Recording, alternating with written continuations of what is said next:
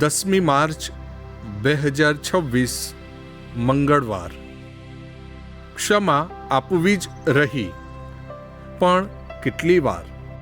70 વખત 7 વાર, અર્થાત હર હંમેશ.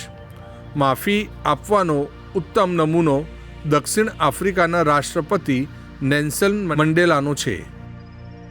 27 વર્ષ જેલ ભોગવ્યા પછી તેમણે જેલમાં મોકલનાર અને જેલમાં હેરાનગતિ કરનાર વ્યક્તિઓને દિલથી માફી આપી અને ઈસુના ઉપદેશનું પાલન કરી ખ્રિસ્તના અનુયાયીનું ઉત્તમ ઉદાહરણ આપ્યું.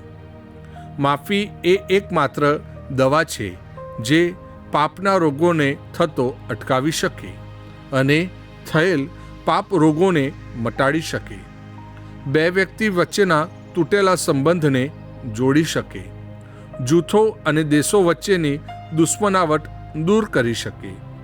ઈશ્વર મારા અનેક પાપ માફ કરે જાય છે. હું બીજાને કેટલે અંશે માફ કરું છું?